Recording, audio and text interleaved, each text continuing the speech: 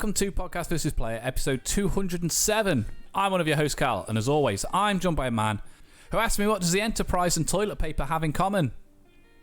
They both circle Uranus, wiping out Klingons.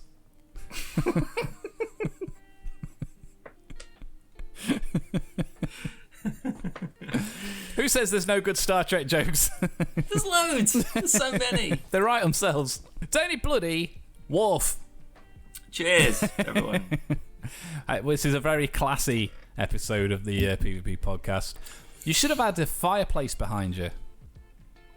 Unfortunately, the backgrounds on Discord are limited in bullshit.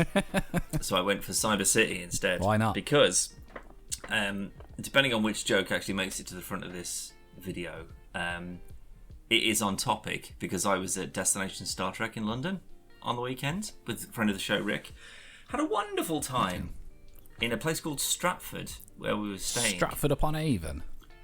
No, that's in the Midlands. Oh, so it's not Stratford. Ah, so there's another Stratford. Apparently, yeah. That's the more you know. Anyway. The more you know. But it was dead. It was a Friday night in London. I figured everywhere there'd be 50 million people sort of crawling over each other to get to a bar or whatever. Like the town was just completely dead. It was really nice. Really nice place. It's the best place to go in London, in my opinion. The police evacuated all the angry drunks because of all the Trekkies coming to... Like, there's going to be some fucking trouble here. Yeah, all these nerds are going to get the shit kicked out of them if we're not careful. But yeah, it was a much smaller event than... I don't know if we were doing this in 2014 when I went last time. I assume we probably were, weren't we? Yeah. So it's in the same building, much smaller, COVID, obviously. A lot of people dropped out, Callum, which I know you'd be disappointed about. I was very disappointed.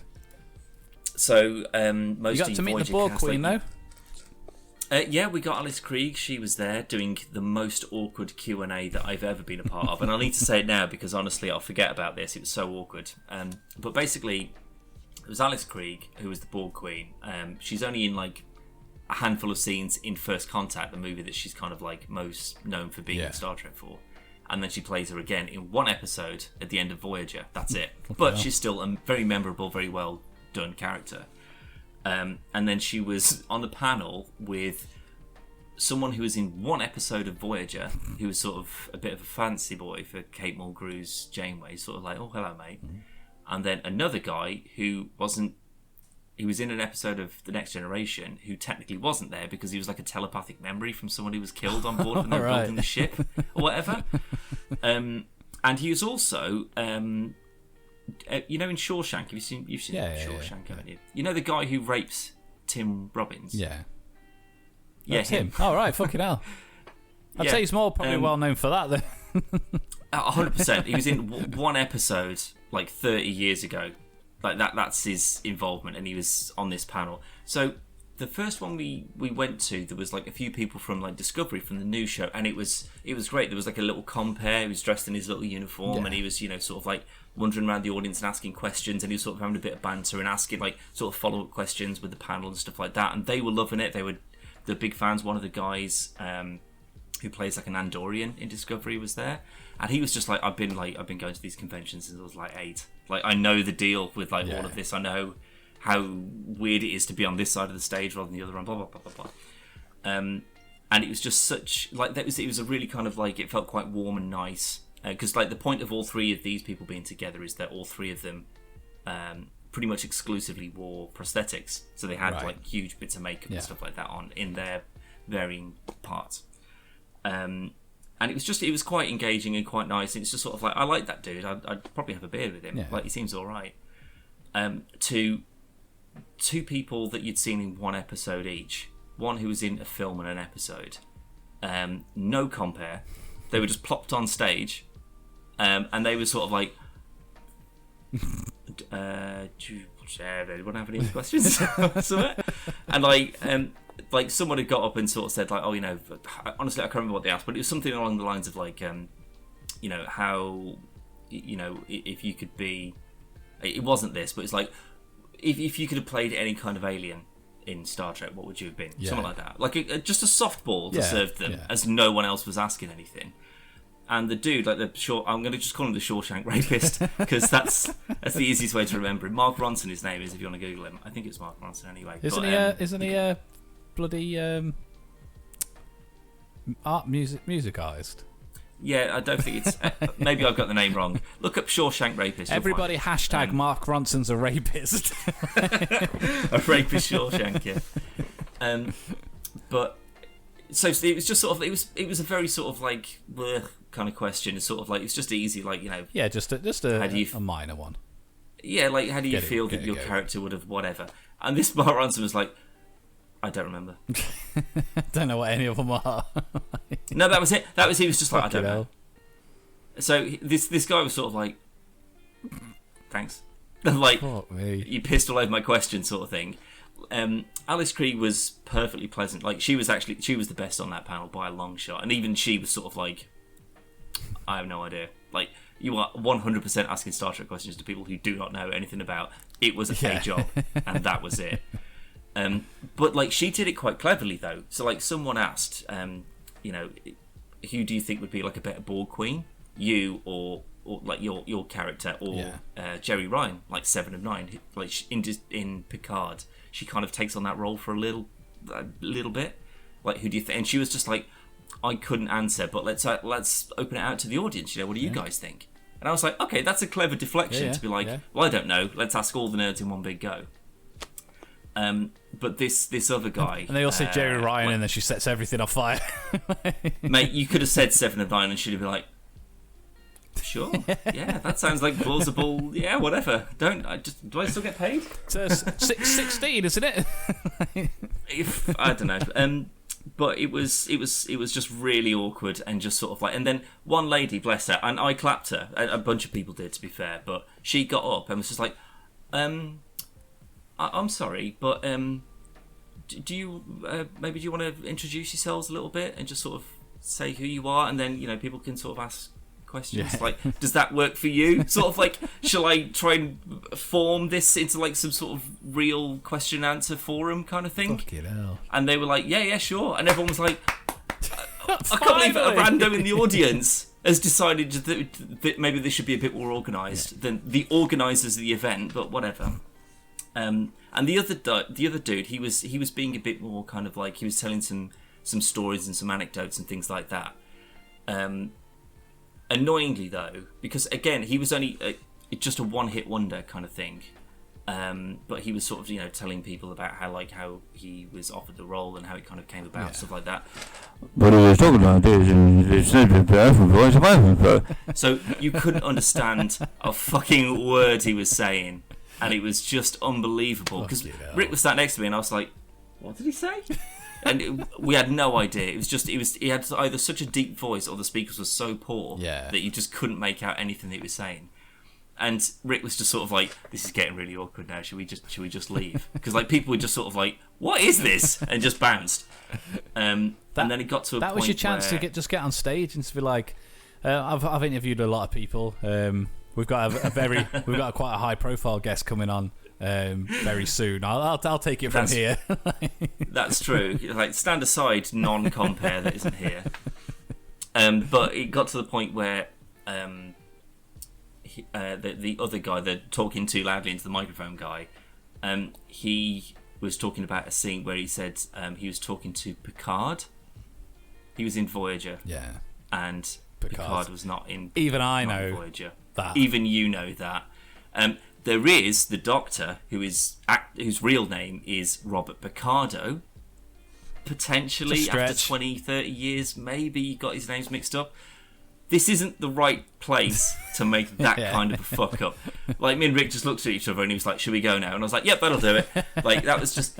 Like, I get it if you're just there for a paycheck. 100% you do it, right?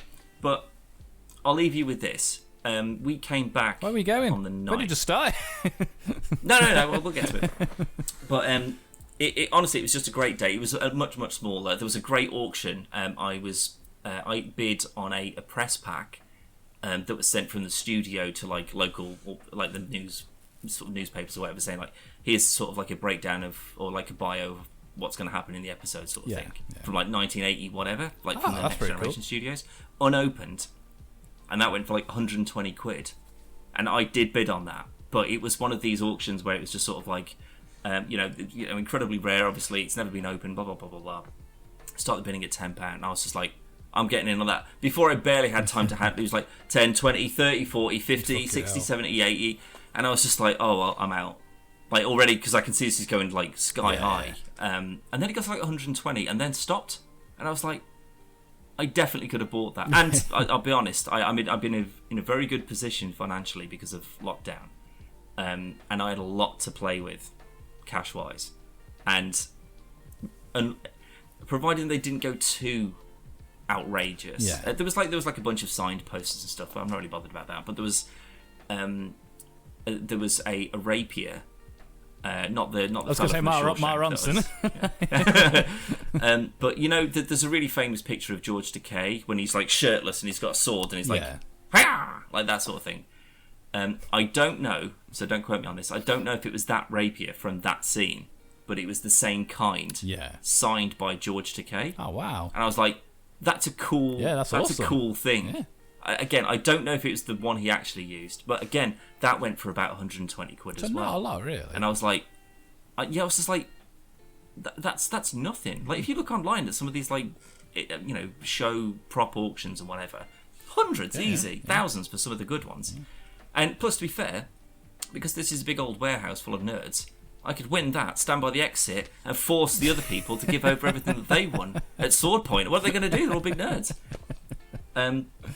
And then the one that to this day, I am still really annoyed about, and if I come back at some point in the future and listen to this and remind myself, I'll annoy myself even more. But, you know, by the doors, like on Next Generation, there's like a little panel, little button panel, and like, and that sort of it's like a doorbell. Yeah. One of those from the show, it's basically just a piece of glass, but there was like a certificate of authenticity and all that sort of stuff. And that went for just over 100 quid. Jeez. And I hit Rick, and not like in the face, but I was like, why didn't you make me bid on that? Like, that is genuinely a piece of, like, an actual reasonable prop. A cool prop from the show. A well-known prop. And that was as well within budget. Exactly, yeah. And I was so pissed at myself. I did get a door, though. Got one of the panels. Just one of them. Yeah.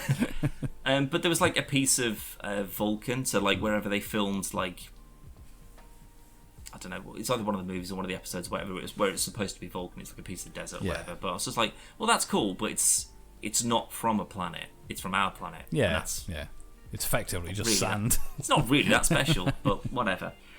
But so there's some cool stuff there, and after the auction finished, like the event manager, I guess, came on and was just like, you know, look, everyone, thank you so much for coming. You know, this is like, we've had a lot less people turn up, like in terms of guests, guests to the cast. show. Yeah. A lot less turn up than we were hoping for because of like COVID and people travelling from like America mainly to England to be in a hall with a few thousand people. Probably not. So I imagine if they're either isolating or they got like vulnerable people themselves, maybe they're sort of just not taking the risk, which I get. Yeah, fair enough. But they said that the next time they are hoping to make it what they call the 5 captain event. So that's when you get they usually have this in like Vegas and stuff, where it's like the big one. Yeah. But it's like William Shatner, Patrick Stewart, Kate Mulgrew, Avery Brooks, and Scott Bakula. And you probably get like Jason Isaacs or Sinequa Martin Green or something like that. Like some of the, like all the captains from all the series, they'll have them all on. And it's a huge thing. Yeah. So they're hoping that next year, when everything's kind of calmed back down a bit. But yeah, so I'm going to be going again next year. So stay tuned for that. But Callum, I did buy myself some little treats because, like I say, money was no option, and I'm not going to get them all out because that would be foolish. But although I've showed you the boxes, I haven't showed you the actual. No, I've only seen the boxes. Audio listeners, Dan's bought some memorabilia from the show. I believe they're already on Instagram. Yes, they are. So you can go and check out that. I'm just going to very quickly just turn off the old background. So goodbye, cool Neon City. Bye, Neon City. Like stupid, boring bedroom background. But I bought this is one of 3, but Ooh. this is the USS Thunderchild, which is my absolute favourite class of starship from Star Trek. That an AC/DC song. Oh no, it's Thunderstruck, but you're on the right lines, yeah. But as you can see, it's quite heavy as well. It's not like a. I mean, I can't see that it's heavy. I'm going to take your word on it, but it looks fairly weighty though. I know I've been going to the gym, so strength is no option anymore. But it's it's got some bloody weight to it, mate. Does it have a stand or anything? It does indeed. I'm not going to get that out. No, it's just a general question. Oh no, but they do, and they come with like a little book that tells you about the class and where they've all come from, all that sort of stuff. So that was not what I would classify as cheap. But as soon as I saw it, and I was just like, what? Why am I here if I'm not gonna to buy a panel? Told you. Look, if they were selling a door panel, I could have got it back to Manchester. You better believe I'd have one of those Sunsets. But did you and Rick go in your outfits? No, I was tempted to. He did ask, and I was just like, mate, come on, we're not taking the piss. But I did also get the USS. This is going to be backwards for people that are watching this. Apologies, but the USS Reliant, the right way around. Which is again similar sort of size, similar sort of weight. And then my second favourite class, which is, this is the Enterprise B, but it's the Excelsior class. And again, this one is, as you can see, like obviously big. I'm not going to take it out of the box for now, but it's about as long as my forearm, and again very weighty, so I'm very pleased with those. And then Rick bought himself a I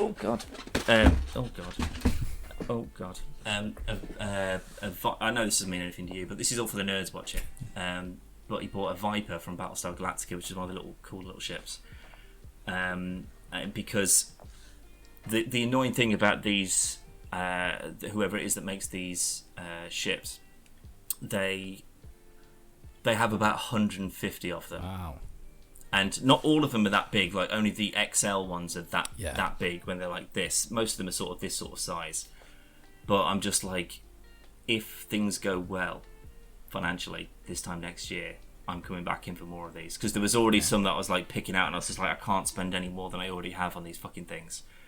But I'm thinking about maybe like a shelf like over here or something like that, where I can start putting them all. Exactly. Well, I've got other bits and pieces over here. Should hang them from the ceiling.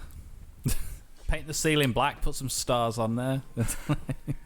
I don't know. I think that would break something in my contract with the landlady. Yeah, but then she'll look at it and go, "Wow." But one thing that I did like about them, again, the detail on them is very good. Is that there's no like hole, so normally you'd like stick it onto a stand. It's just kind of like a balance. There's no. Yeah, no. It's like it's got like a grip. Oh right. So you just sort of like it's weighted, so like you grip it like at the center of balance basically. So there's nothing to actually like deviate from the actual design. Cool. So there's no like random holes and stuff in, which I thought was just a great little touch. And again, this is probably not going to mean much to other people, but do you remember a while ago me showing you that there was a magazine where you could build an Enterprise D, and you just get like one piece every couple of weeks or whatever with a magazine, and it worked out like I can't remember what it worked out. So it was like $2,000. Yeah, it's very expensive at the end of it. It was just like some random Facebook advert. Guess what, Callum? They had one there. Oh God! What, already fully assembled? Yeah, I think it was fully assembled. Yeah, I think it was just sort of like they were promoting like the magazine or whatever.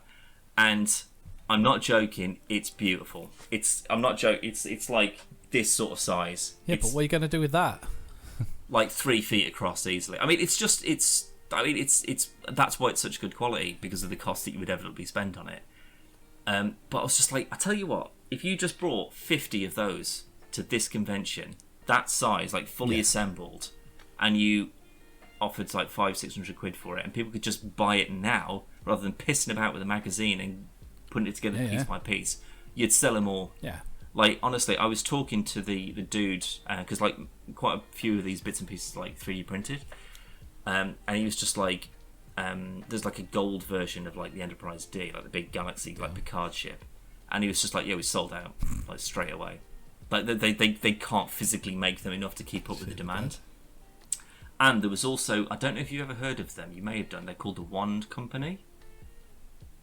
they make like incredibly detailed, like next level, like hero prop, like Harry Potter ones, Doctor Who screwdrivers, Pokeballs, Pit Boys, things like that, like next level incredible ones. And they made again, if we did talk about this the last time I was there in like 2014, I would have talked about a phaser that was like a remote control as well, but it's like 200 quid or whatever it was. They made that. They're also making a tricorder, and this event was the announcement and showing of that, and it looks amazing. Like the detail, like the weight of it, it just looks cool, and it like reads like atmospheric pressure and stuff like that. So it has got like a whole bunch of sensors and cool stuff built into it. That's pretty smart. They're not available yet, but they're about 200 quid. But if you're interested in such things, then I'd definitely keep an eye out for that one. Not so much the Star Trek stuff, but the like Pokeballs and stuff. Honestly, if you have a look at the range of other shit that they sell, man, it's the detail on it is pretty outstanding. But yeah, overall, it was just it was a great little weekend, and I genuinely can't wait to go back next week. Well, Dan, next year. I was going to say, what's happening next week? I'm going bankrupt. That's what's happening next week. I'll tell you what is happening very soon, Dan. I'm going to buy my Spider-Man tickets in like a week's time or something. Say what? Yeah. And this is for Spider-Man No Way Home. That was my segue to that, yeah. Obviously, we had a brand spanking new trailer today.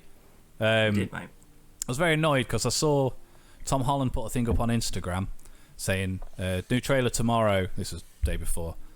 And I was like, excellent. And I was looking yesterday. I was like, no, still no trailer. Googled it. It's like 1 a.m. in the UK. I was like, well, I'll wait till tomorrow then. Thanks, guys.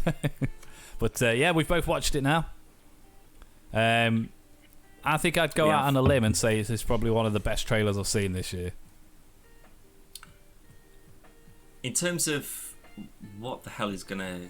I mean, they've done quite a good job of explaining sort of weird mystery things that were unexplained from the first trailer.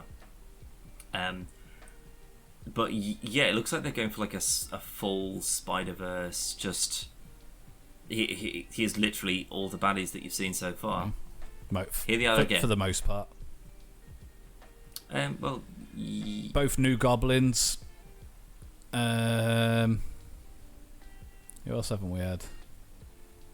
Trophy Grace. I mean, let's say that maybe then the more well received bad guys. Essentially your Sinister Six, with the exception of like Lizard and Sandman. No, Lizard's in there. Not in the Sinister Six. No, I mean he's in. No, but I'm saying it's basically the Sinister Six with the exception of. Sure. Well, maybe this means that not only we'll get Michael Keaton back as Vulture, but then we'd also get the other fella back as Scorpion. And if Paul Giamatti is still free to dance about inside a big rubber suit thing, then we could get a Rhino in there as well. I mean, you could just fucking get them all out in one big go. Maybe a Mysterio from a different dimension. Maybe a Mysterio that's actually with actual powers. A good guy. Yeah, that would be cool. So like we just sort of just doing like a weird. The multiverse has gone tits up, but all it makes me think is that with Doctor Strange 2 being the multiverse of madness, maybe whatever problems they cause in this, maybe they don't fix it by the end of the film. Potentially, it might not. Potentially. And then, that's when they need Wanda to come in and sort of boost up whatever fucking craziness they can come up with. But I'm fairly sure that X-Men 97, or Mutants 97, I think it's called, when's that? Is that next year or is that the year after? Oh, the cartoon. X-Men 97 is 2023. Right, so do we know if that's got any kind of ties to the wider MCU at all? Don't know, because it's just a continuation of the old cartoon, isn't it? Yeah, so it's just picking up immediately after the last episode. Yeah, but it would still make more sense if they would try to Disney it up a little bit and just potentially funnel it towards the wider canon. They can do what they want as long as they keep the theme tune. If they don't keep the theme tune, I reckon it won't just be the theme tune. It will be a kicking hip new version of the theme tune. No. Probably a rap or something, and ruin it forever. Yeah, he's just got some rapper literally just going. Yeah. And it's like. Yeah, that's what all that shit music. No, I don't listen. I don't listen to this kid's new noise. No, I watch old X-Men cartoons and listen to punk. Yeah, absolutely. It's like an iconic theme tune. They can't change it. Yeah, it's cracking. Well, it's like they keep on using the same fucking Spider-Man theme tune. I mean, to be fair, And that's from a dodgy '60s cartoon. I was watching. Because like the one that everyone remembers, well, at least our generation remembers, was the cartoon. It's like meow. That's how it starts, and I've completely forgotten how it goes. Yeah, I know the thing. It goes like Yeah. But yeah, that's dog shit. That's the best theme tune. No, it's not. It's the Spider-Man. Spider-Man does whatever. Like that's what you want, and that's what they've done. They've used that same fucking like series of musical notes. Most of the new ones, like over the last maybe 10 years, have all had variations on a Spider-Man song.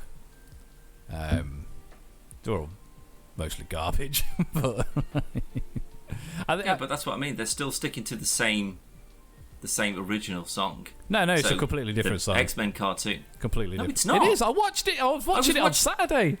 I watched Far From Home the other day, and it's the same. It's No, the I'm on about we're about cartoons, song. aren't we? No.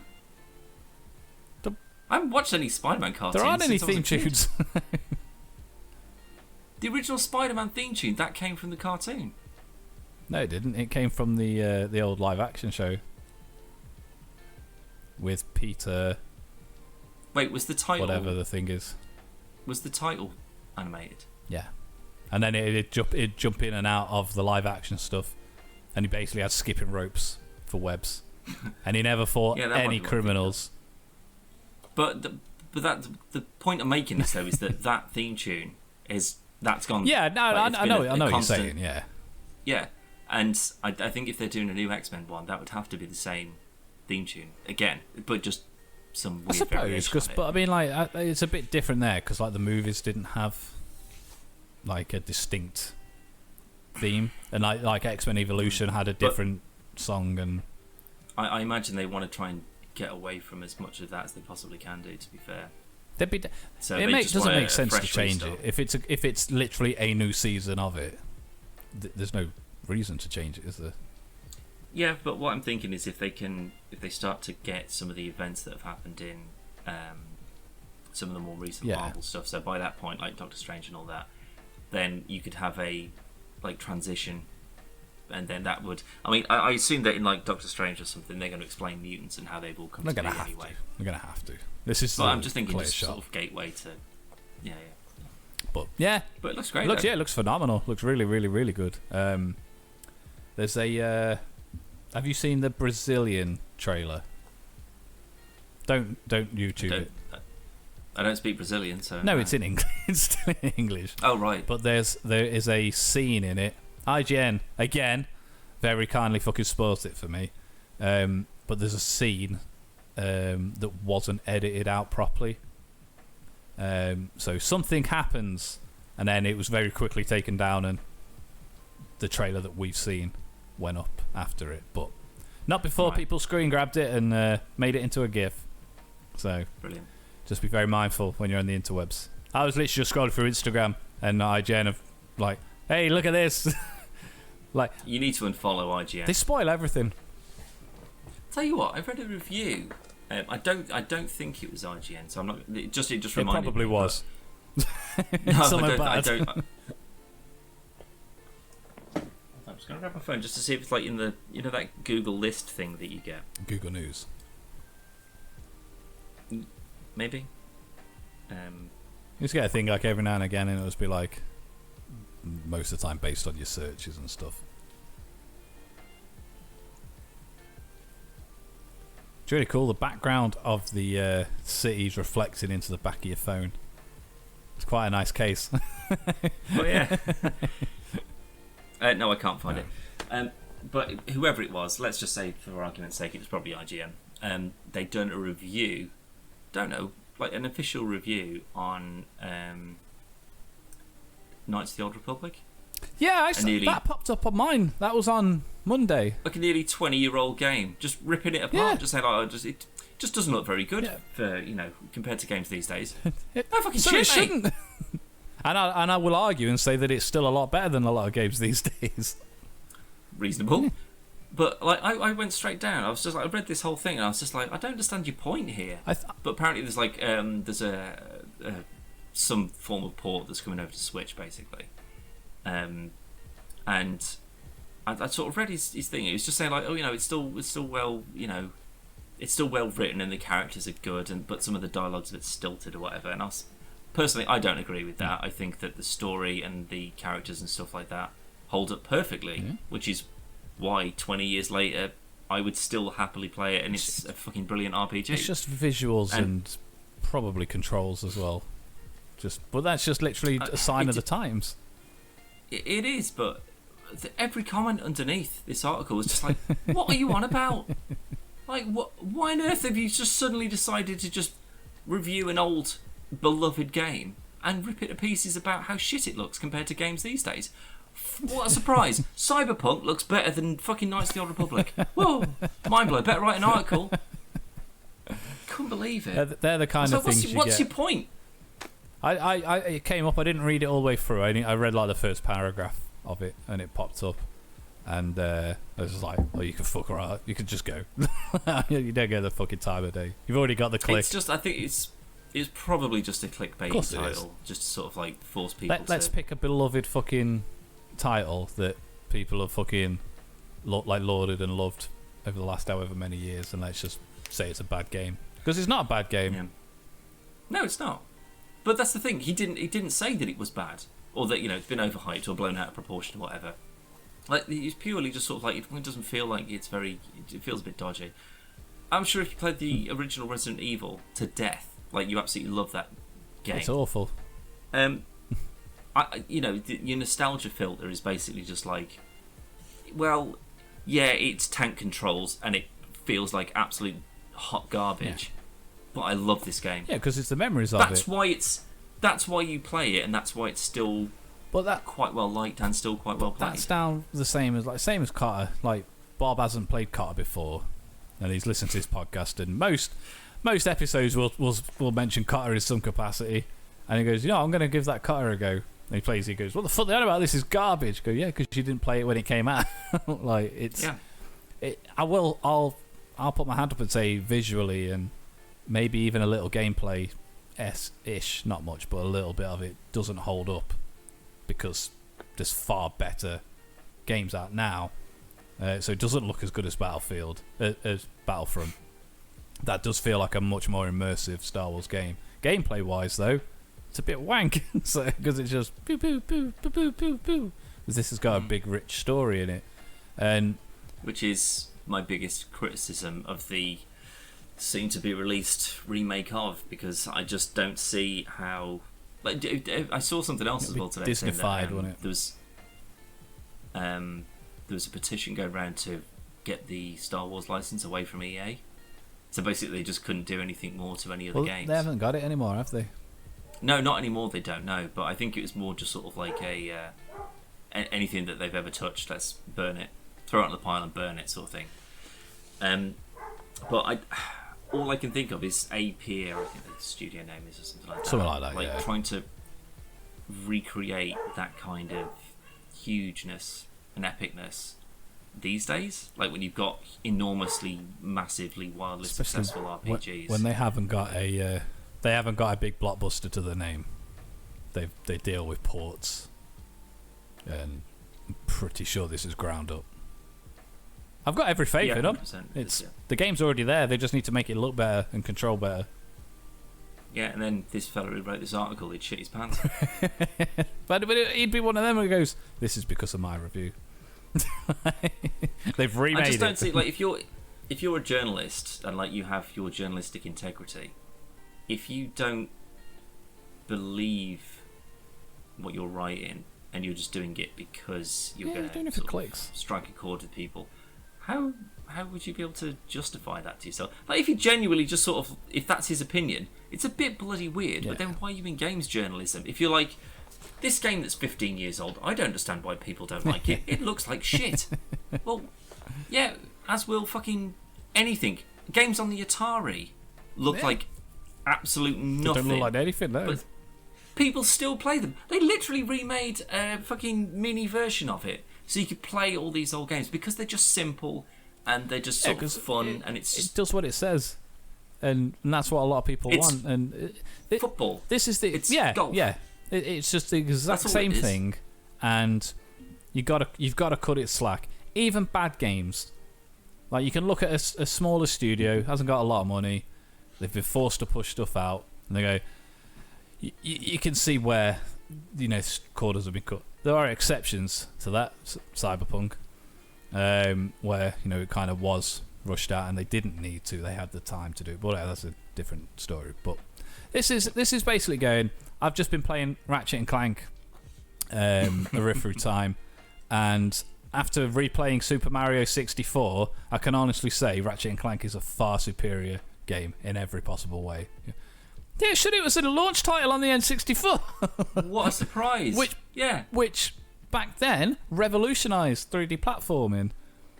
Yeah. So cut it a bit of fucking slack. I will say though, Super Mario Summit Stars that released for the Switch last year, they just did a straight port. So you got Mario 64, Super Mario Sunshine, and Mario Galaxy, all for the Switch, and the new one, Bowser's Fury or something. But they're all just straight ports, so it's just an N64 one. They didn't upscale it in any way whatsoever. The controls are still the same. On Mario, did you see that article? I was just going to say Mario Galaxy. You can play on the Wii. Obviously, it was motion controls. On this one, you can use traditional controls, but it's still got the cursor on the screen for your fucking Wii remote. So you're running around, you got this little fucking finger just pointing at the screen like this. Yeah. Anyway, carry on. I can't remember if I sent you that article or not, but it was about FIFA 22 for the Switch. Don't think so. It was a it's something that's on FIFA's website basically, not FIFA. On, EA. Probably, yeah. But basically, it said that FIFA 22 for the Switch is it's exactly the same. Yeah. Tell you what, I think I might still have the picture of it because I just want to read this verbatim because this blew my mind when someone sent this to me because I just didn't understand how they could say and get away with this. I can't find it, but in essence, it was again. I think it's from FIFA's website, but it was like it's something that said. I'm paraphrasing here. Yeah. This is why I wanted the wording exactly, but in essence, it was saying like the this version of FIFA 22, it doesn't feature any additions or development from FIFA 21. But then if you look at the same page on FIFA 21, same thing, but for the Switch, it says the exact same sentence, but for FIFA 20. So basically, if you've been buying this year on year for the last couple of years, maybe more, I don't know how far that goes. Short change. But you've been buying literally the same game every time. Like nothing new has been added. I've said this for many, many, many years about FIFA. It's EA, man. No, but I mean, there's a difference between sort of just like, well, they never really change it. They do. I mean, there are changes between 20 and 21 and 22. They're subtle, and some of them are not £60 differences. Well, no, I mean that's you're never going to get around that. You're always going to be paying that. But there's at least some new things that they've added, and little mechanics and tweaks and stuff like that, just to try and make things a bit smoother. Whilst I obviously would ever pay that amount, the fact that if I was into football and into FIFA and I had a Switch and I was buying these, to find out that I've been buying quite literally the same game for the last 2 or 3 years straight, I would not be happy about it. That is such a dick move. How they fucking go around that? Fuck knows. Probably because they've got a disclaimer on their website that no one's ever come across before. It's probably there for it, like say everyone to see, and no one ever fucking bothers. It's like the South Park episode with the human centipede. iPad, yeah. Into terms and conditions. It's exactly that, yeah. But what was I going to say? We both watched Shang-Chi as well now. Legend of the Ten Rings. To Disney Plus. Probably one of the best MCU films, personally. Definitely up there. I don't know if I go that far. I think it's in my top 10. I think it's that I'd probably agree with. I think it's one of the most sort of non-formulaic in a way. It doesn't feel like a standard MCU film where you could just drop in any of the Avengers and they all kind of feel the same. Obviously, this being set sort of, with a Chinese background. I mean, it's been banned in China, which doesn't make me think that it's particularly accurate or well received. But the fact is, it feels very different, and it feels like they're exploring a different. Not only like in the Doctor Strange thing, where it's just like magic's a real thing. Yeah, it's just like this is like a whole new culture. This is this culture within this universe, and this is all the weird sort of mental demon shit that's going on around it as well. But it didn't feel like everything needed to have an explanation behind it. It wasn't like, magic. It's not really magic. It's just like forces from other dimensions. And Thor's hammer is not really magic. It's just technology, but it's so advanced you can't tell the difference. It's just like, they're just like dragons and stuff, man. Yeah. There's just ancient dragons and protectors. And as long as you walk the right way through a forest, you can find it. At the right time, on the right day, you can walk through the magic forest and whatever. None of the Avengers would stand for that. Captain Marvel would just set the whole thing on fire and just walk through it. Because that's another thing. What if you just flew over it in a helicopter? Maybe it's got one of those like Wakandan invisibility shield things. You never get through. Maybe. I think if you can somehow get a forest to move around in such a way you can't get through it, I don't think you can just jump over the top. It would probably still follow you as you're going along. It'll still just be so you can't see the path, kind of thing. Or it would just grow super tall. Just get bigger. Yeah, it's just. I think that when you've got like an impassable forest created by magic, a helicopter isn't going to do you any favours in it. If you can't get through it in a car, then it's not going to make any difference. I loved it. I honestly loved it. I think it was very well put together. Choreography was absolutely top notch. Yeah, that fighting was amazing. Thing is, though, this is the difference between Iron Fist and this. Not just, I don't mean characters. I just mean the fact that this is what you can achieve when you cast someone that can and has done martial arts for however many years, who can just do their own stuff, or you get a guy who was in Game of Thrones. But it's not the best. It's definitely not the best MCU film, and I don't think it breaks my top 5, but it's definitely my top 10. Definitely. I think maybe I've just been sort of a bit poisoned by like the reviews that have been coming through for the Eternals. I was just sort of like, have we peaked now? Are we just sort of on the slow downward spiral of they're not all that great anymore? We gotten to that point where we had Endgame where everything was going so well. How could you possibly top that? We still had a few stinkers. Iron Man 2, 3, Thor, Black Widow Thor wasn't 2. great. I didn't really enjoy that. A few... No, but I mean that was still very early days. Yeah. They're still they hadn't properly hit their stride by these. Yeah. But with things like Black Widow, I mean they kind of saved themselves with the like Loki and Wanda and stuff like that. And I was like, maybe that's a more sensible way to go. But yeah, I really, really, really enjoyed this. I think it didn't help. This is the least exciting of the phases so far in terms of. Well, this is the thing. I think because they're explaining like a whole new side of the world and a whole new thing, and this, the Ten Rings of not. It's actually something quite sinister, and it's like a Vandal Savage kind of like immortal, mental, like that whole thing where he just tears through an army at the start. And I was like, yeah, that dude could fuck shit up for 1,000 years. Yeah, no worries. But you've got to explain how all of this exists within the normal world, and because he's a great fighter, obviously, but he's not an Avenger. No, like. You go, well, yeah, he can fight really well, but then you go, well, we've got 2 other guys who can fight really well, and then this guy can fly as well. Like, he's not to the point where it would be like a Fantastic Four. Like, where were you? Where were you when all of this other shit was going on? Well, he's got his rings. he's got the rings and like the heart of the dragon, and like Wong is just like, yeah, these are like we don't even know what the fuck these are. Which that in itself is a really interesting thing, because he says something along the lines of like, we think it's something that's from a previous version of the universe or something like that.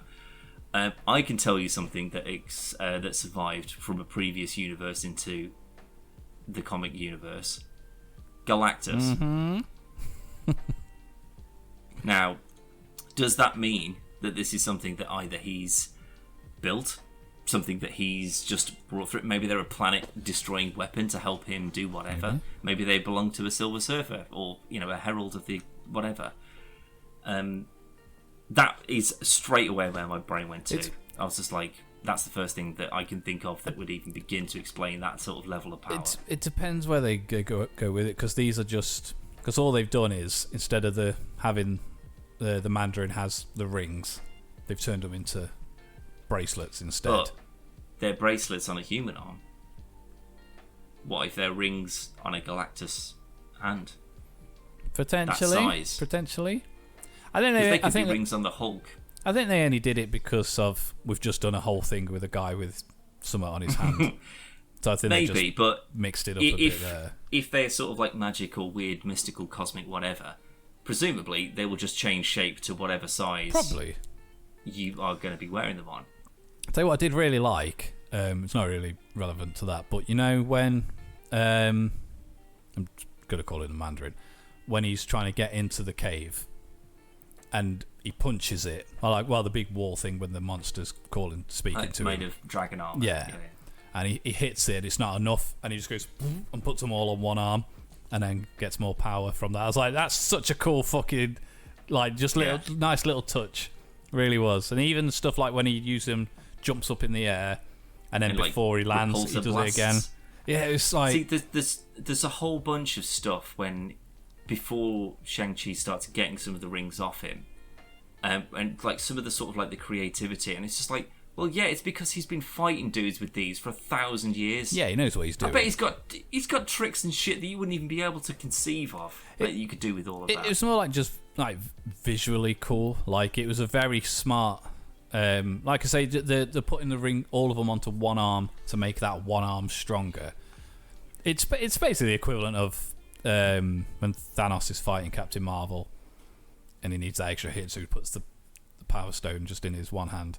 And then uses it that way. It's the same kind of thing, but it's just really nice little touches that kind of like makes it a bit more believable.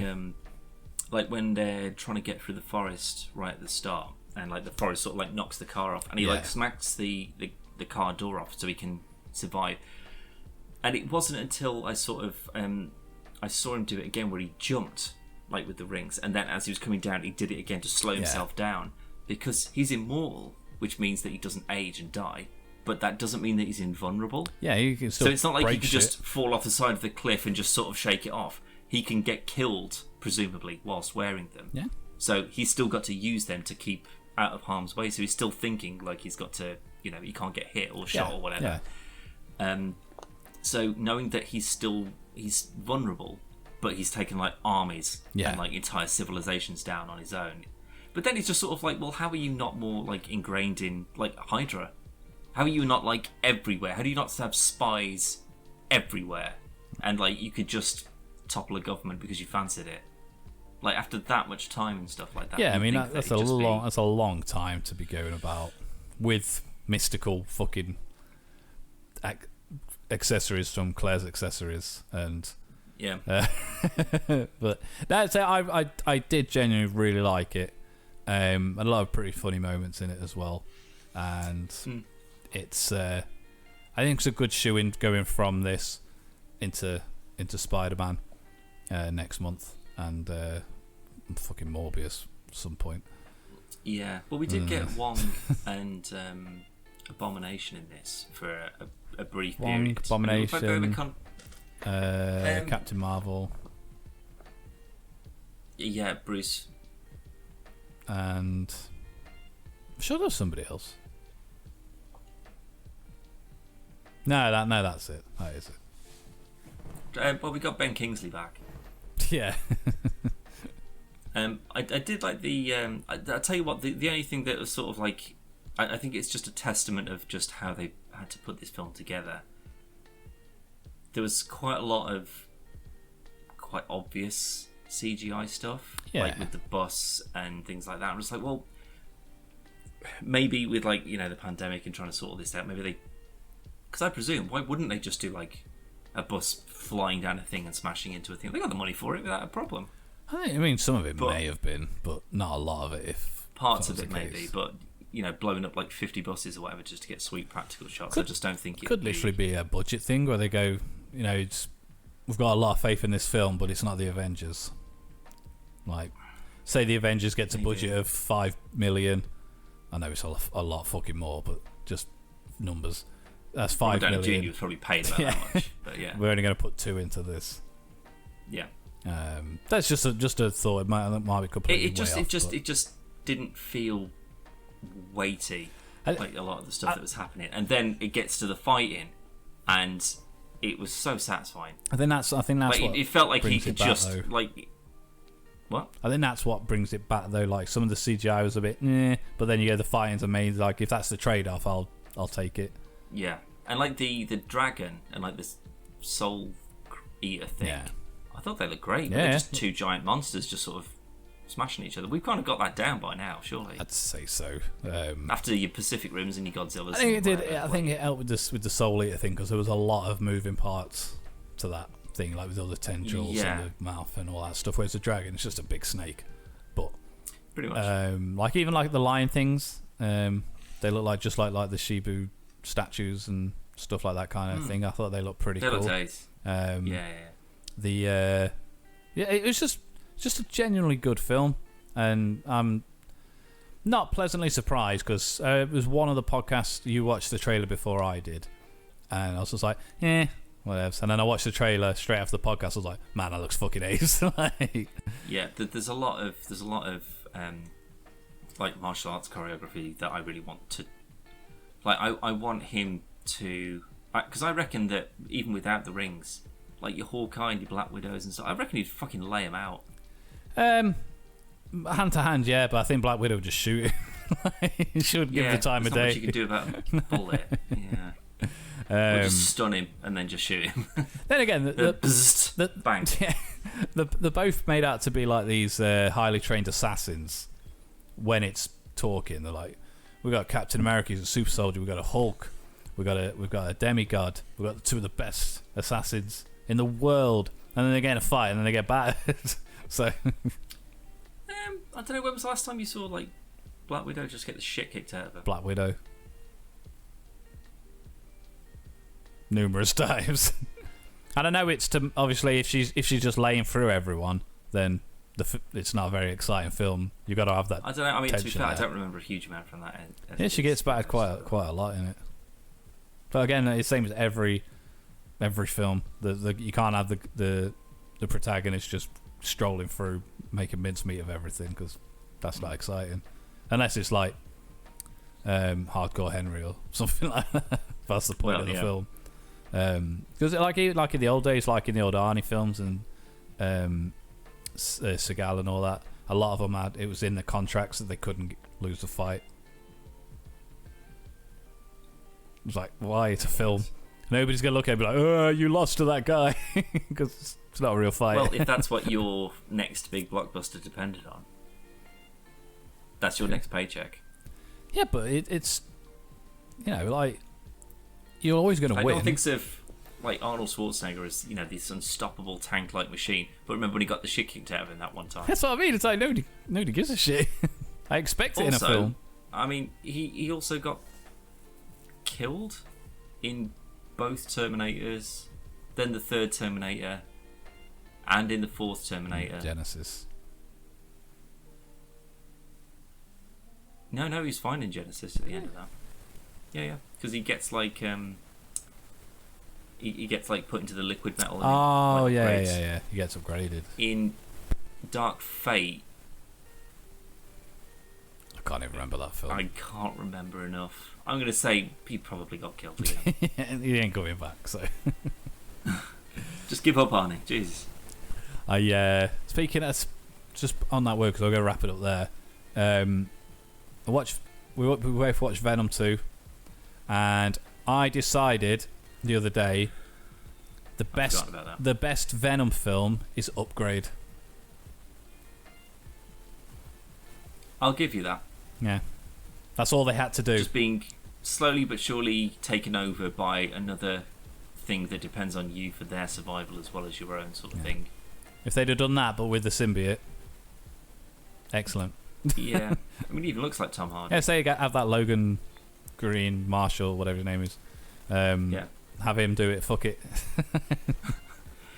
Yeah, absolute dog mess of a film. Yeah, I was bitterly disappointed by that. I wasn't disappointed. Honestly, until you'd mentioned it, I'd forgotten that I'd watched it. I had no expectations for it whatsoever. So. Well, I mean, I didn't despise the first Venom, and I don't think it was particularly poor. It's just that I just didn't think it wasn't good. Interesting enough. I didn't think it was very good. I think what's happened there is you had such low expectations for the first Venom film that because it wasn't an absolute train wreck, it wasn't far off. Yeah. It was a minor crash, but it's just not good. It's not good, and I'm sick of having this. I've had this conversation so many times with people who are like, "Don't know what you're on about. It's a fucking excellent film." No, it's not. It's not. Nobody thinks it's a good film. It's better than the second one. The first one's better than the second one, definitely. Yeah. I think I'm just disappointed because Woody Harrelson was like the big selling point of this for me. I think he's a great actor. He is. And he can choose scenery, and so's Tom Hardy though. Everyone in it is a decent actor, just not in this. Yeah, I just don't. There's just, honestly, it's difficult to put a finger on it, and I don't really watch a huge amount of like like reaction videos or like, oh my god, we just watched this thing and here, let's talk about it. And here's all our well informed and incisive opinions on something. From people who do this and think about this sort of stuff a lot more than I do, and they're a lot more coherent with what they're on about. Because I don't just want to regurgitate ideas that someone else has had or their opinions, because what's the point? But sometimes it does help kind of like focus what you've got, what you like about a thing, and you can't quite nail it down. You're like, oh, of course, it's because of this theme or whatever. Yeah. If I cared enough, which I don't, I would actively watch a whole bunch of these sort of videos with like these critiques and stuff like that of Venom 2, just to see if someone comes up with the reason where I'm like, that's the reason I don't like this film. Everything about it could just be it could just be a myriad of issues. It could just be poor writing. It could be it's all fucking dark yet again. They'd have read one this time. Not that you could fucking tell. I mean, they say that he's red. Kind of. I mean, he's barely sort fucking of maroonish.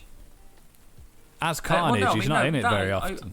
I wouldn't say that. No, I mean, there's the whole thing in the church where they're just smashing each other around. Yeah, that's just the final scene though.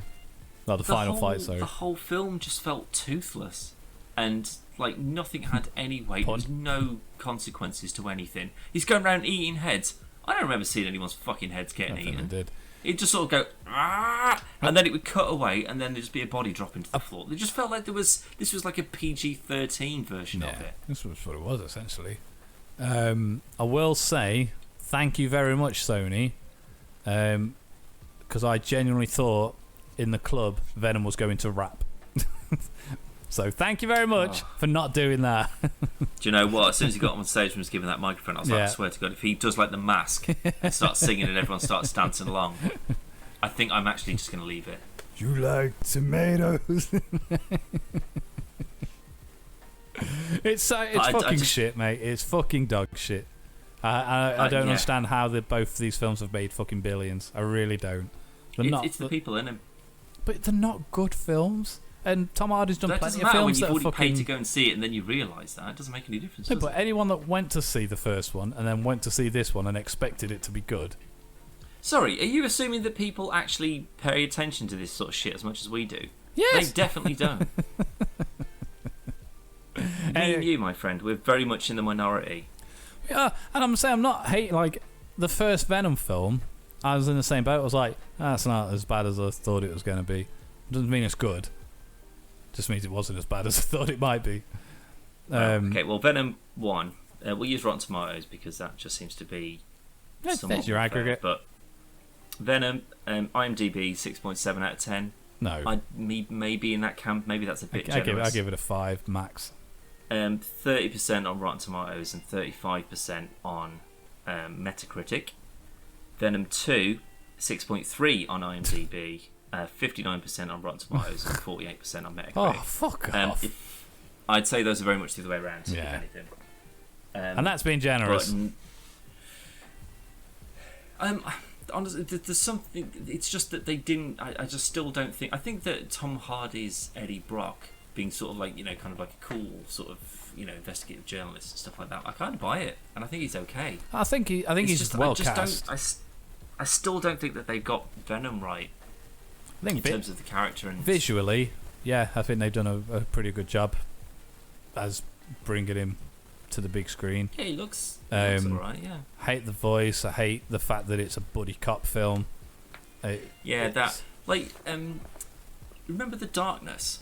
Yeah, Not the band, the game. The game.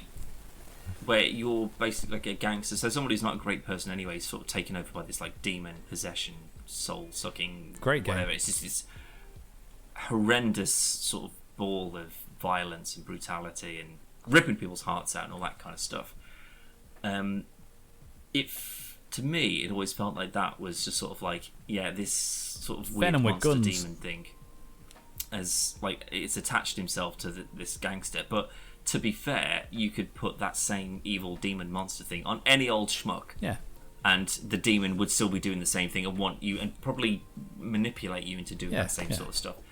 If it was like that, and the Venom symbiote was like a purely negative force, and he was trying to constantly battle, and like you say, like Upgrade, where you just sort of like, do I really want to be doing this? And you sort of like, there's this like internal battle that's going on, and then they kind of like with what they did with the Ruffalo Hulk of just being like, I can just turn it on and off like, whenever I want to. Like I've got this sort of like inner control now, and he could sort of like summon the symbiote and use it and control it and stuff like this. But with them sort of like an old married couple sort of squabbling over stuff, and they'll just be like, just fuck off and just piss out on the town for a bit.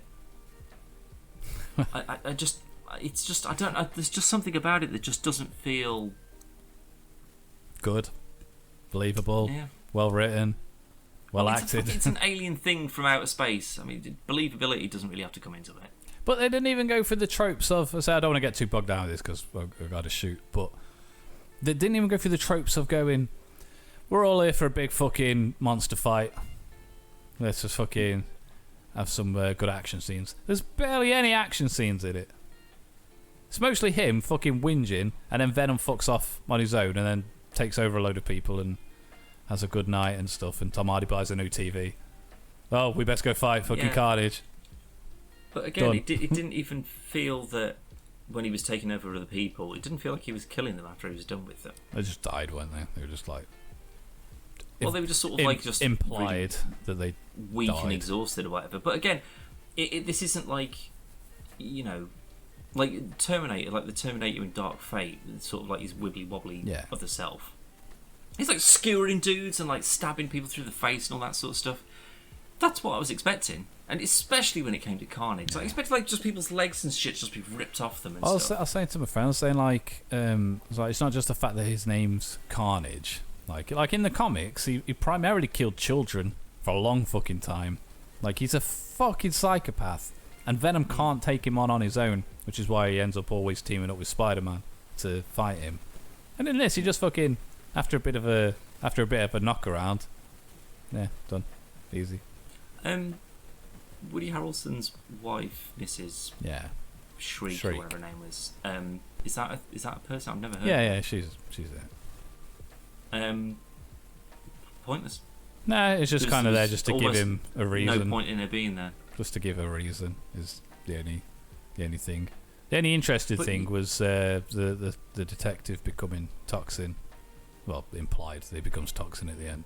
Mainly because he doesn't really get any kind of media stuff outside of the comics. I was like, that's pretty cool.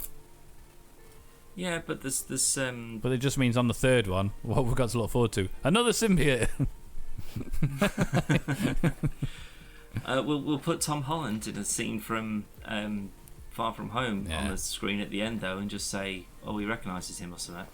I'll give Sony props though.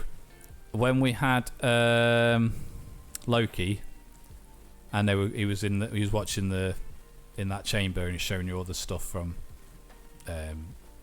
that's happened. So you saw the scenes from the Avengers, and we see the pivotal scene where the camera's going around the Avengers. Who's doing that? Is somebody just walking around looking at them? Someone with a camera phone. Michael Bay, just like, ooh.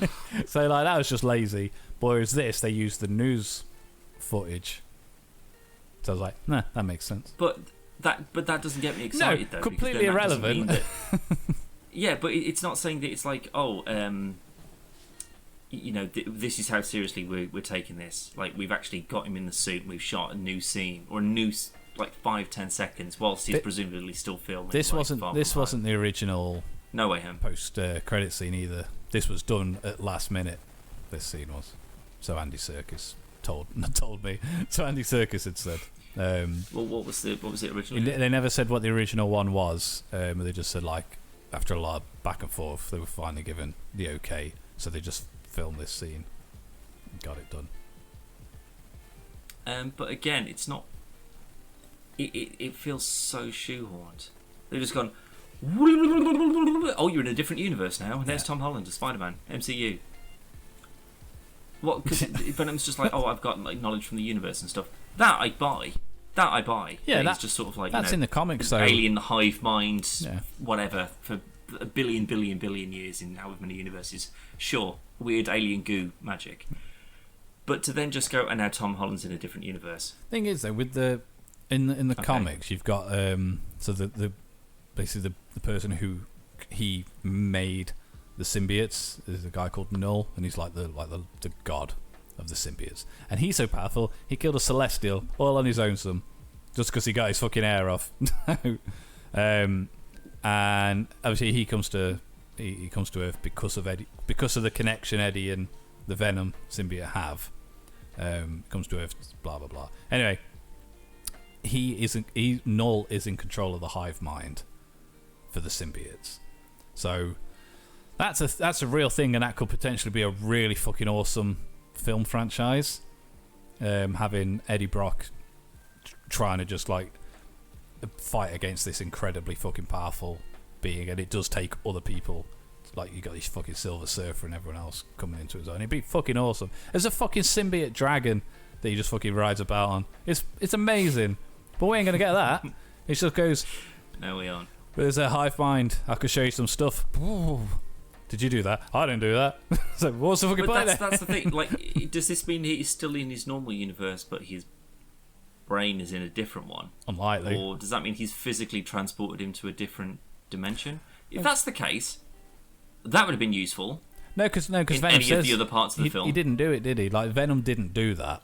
They just happened to be at that time, and he said, "I'll tell you some secrets," and then they end up in a different room, and he's like, "Did you do that?" He's like, "I didn't do this." And then it's obviously implied that this is some kind of multiverse nonsense. But what's caused this, though? Could be the events of Loki, could be the events of WandaVision, could be the events of probably not Spider-Man, because at that point in time the news thing's happening, so that it hasn't happened in Spider-Man yet. This would only be impactful of like a bigger universe in the same way that like Ant-Man and the Wasp was, where it was like you shrink. He's in this thing. Cool. Get me out, guys. Camera cuts back. Yeah. They've all been blipped. That's just like, oh my god, terrifying. Yeah. If they were in a hotel resort or whatever, then half the fucking residents all turn into dust, and you're like, that's the Thanos. That'd be snap. way better. Oh my god, what does this mean? Like, that's a cliffhanger that sort of make. Now it just means that presumably at some point or another in either No Way Home or in Homecoming, inevitably the next Venom film, there is going to be a tiny minor crossover, and it's not going to pay off. It would make sense That's that he's in No Way Home with everyone coming over, but I don't know, because I mean, like, I'd rather see Alfred Molina smacking him to shit with those fucking arms than that Venom sort of I'm a good guy. I'm a good yeah, guy. he'll team up with him, wouldn't he? I just don't feel that he's just. I just don't think he's a threat. I mean, he is. Just they haven't utilised him in any possible way. No. No, well, It's just no. It's I just really just did not enjoy it. I hated every second of it. And it was short. It was only like fucking an hour and a half, something like that, wasn't it? But I'll be thankful. yeah, there's something. But on that, we shall leave it there, sir, because we've gone on for well over an hour. So if you want to listen to some more podcasts, head over to the website, which is www.podcastversusplay.com. And you may notice this week there's been a few changes on the website, and probably tomorrow when this goes up, there'll be a whole new homepage that's been going on behind the background. Really? Yeah, it looks very swanky if I do say so myself. But that's all to come. There's some new videos gone up, and there's some more to come. And we recorded a lot of stuff last week whilst we were together. What's to come?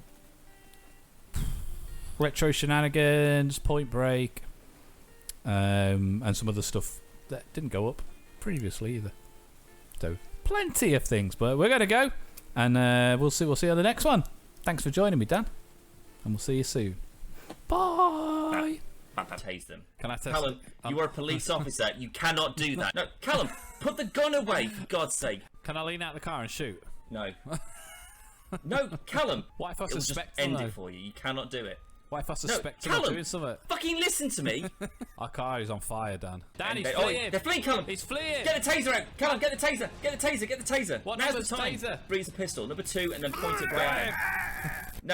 No, I said don't shoot him unless he refuses to stop. He did refuse. You can have a look at this car That man here. just littered. A Him. triangle Him. overhead. Him. There. Get the fuck here. I'll tase him, Dan. Oh, he's fleeing. He's Callum, fleeing. pull that taser on him. Make him stop. Please freeze. Freeze. Oh, he Shoot froze. ya. He froze. That's it. Show me your ID, you fucking scum. Oh, she's fleeing. She's fleeing, Freeze. Dad. Get her. Freeze. I tased her. I'm not having any of I that. tased her.